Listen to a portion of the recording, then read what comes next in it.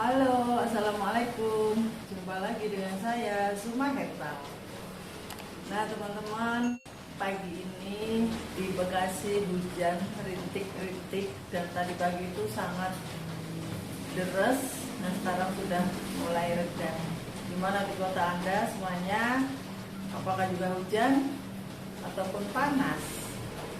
Nah, oke, langsung aja ya. Saya akan membahas bekal-bekal apa saja yang perlu disiapkan untuk menyehatkan dan menyembuhkan diabetes. Nah, di sini teman-teman, saya punya pengalaman. Alhamdulillah, saya bisa insya Allah sembuh dari diabetes tanpa obat. Dan itu saya hanya menjalankan merubah pola makan.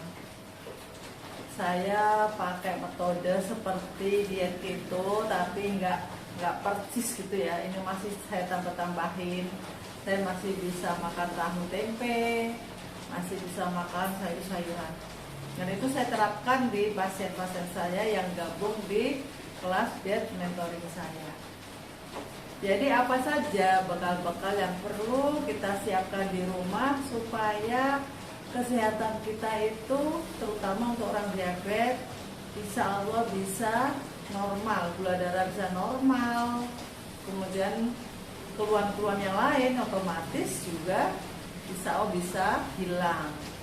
Karena apa? Karena diabetes itu kalau tidak dirawat dengan baik, dicuekin, maka dia akan terus tinggi gulanya dan akhirnya merusak semua organ. Banyak sekali orang yang chat ke saya, ada yang kakinya itu sudah membusuk, naudzubillah min dzalik. Ada yang matanya buta karena saraf-sarafnya sudah rusak. Nah, itu kalau sudah rusak kayak gitu, memang terus terang aja itu susah.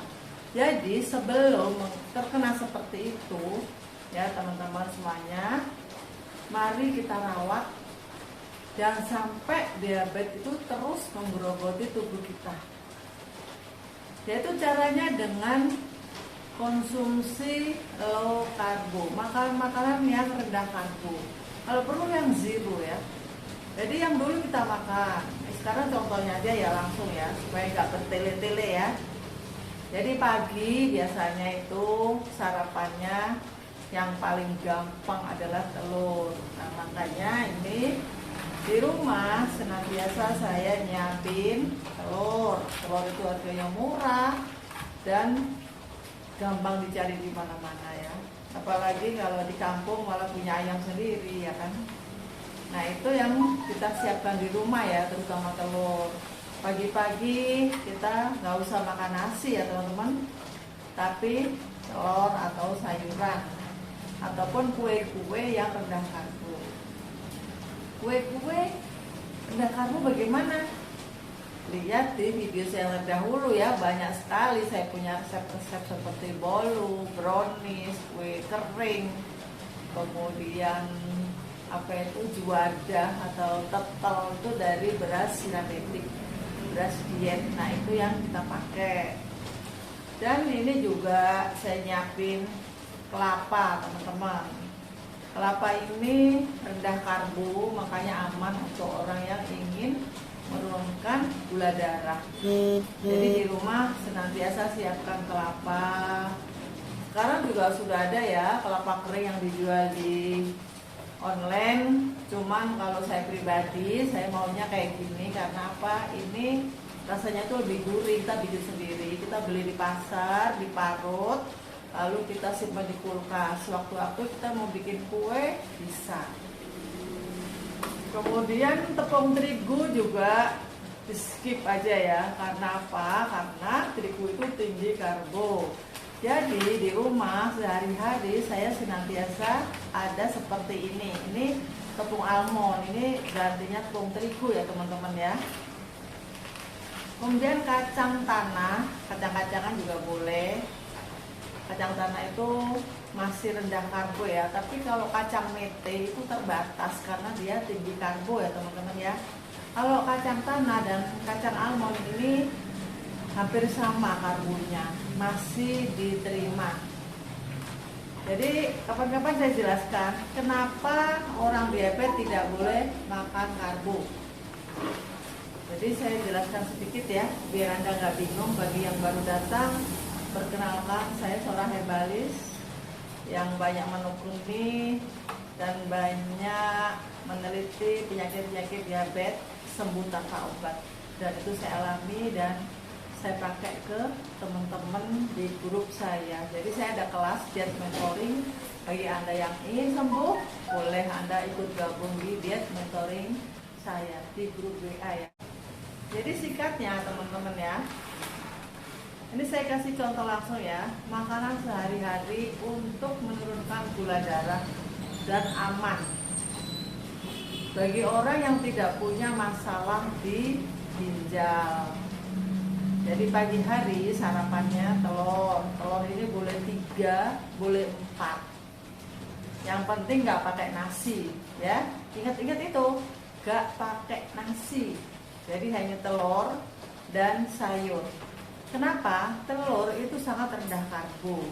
Telur ini satu butir itu hanya 0,5 gram karbonya. Sedangkan orang-orang yang ingin sembuh dari diabetes itu, kalau menurut diet keto maupun diet Zuma, itu dalam sehari dibatasi makan karbonya hanya cukup 20 gram saja.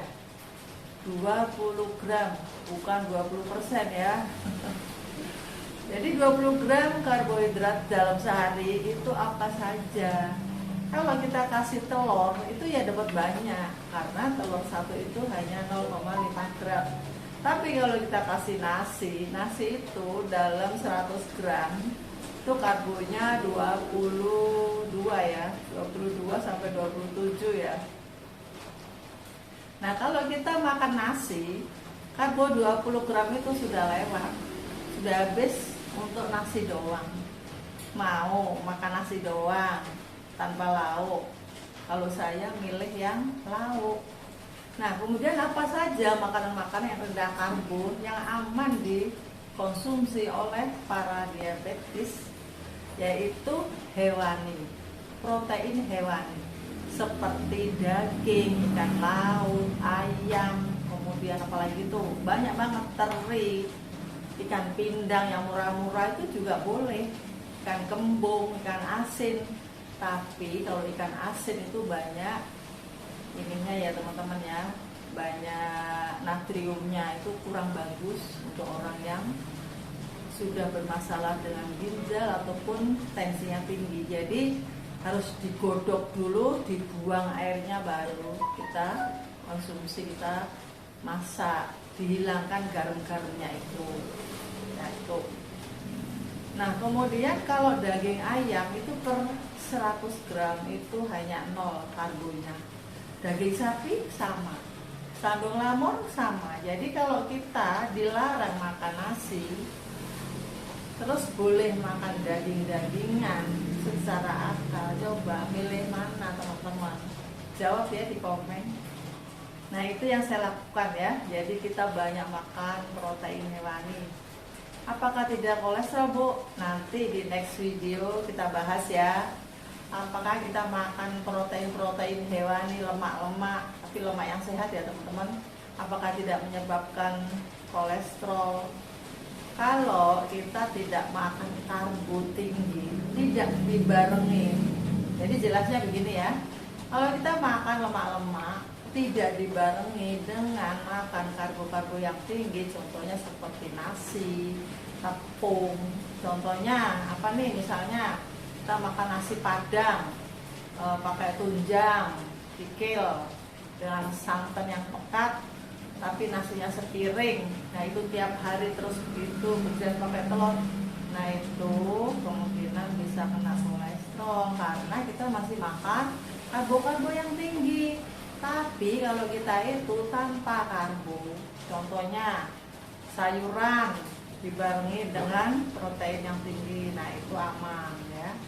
Itu di diet keto itu banyak dibahas ya teman-teman. Kalau Anda kepengen paham Anda bisa kok cari grup-grup keto, diet keto, itu nanti Anda paling tidak bisa sedikit memahami. Dan kepengen lebih paham lagi, Anda bisa masuk diet Bentori misalnya. Untuk penyembuhan diabetes, insya Allah bisa banget, dan itu banyak banget orang yang sudah mempraktekkan. Dan yang tadinya suntik insulin, minum glibelamid ataupun minum obat-obatan kimia, nah itu alhamdulillah sekarang udah lepas, udah selama tinggal suntik insulin. Beliau hanya menerapkan pola makan dengan low karbo. Untuk awalnya mungkin kita harus zero ya. Zero karbo itu apa contohnya? Zero karbo ya cuman protein hewani sama sayuran yang tidak berkarbo tentunya. Nah itu harus dipahami dan kita harus banyak belajar. Nah belajarnya itu sekarang ada di kelas-kelas diet Bentori untuk penyembuhan orang-orang yang sakit diabetes, itu ada juga untuk penyakit kanker, itu juga bisa mengikuti diet Zuma herbal. Jadi kita berkiblat dari diet itu ya, cuman nggak persis sama. Nah oke teman-teman, sekali lagi siapkan seperti kayak gini-gini di rumah.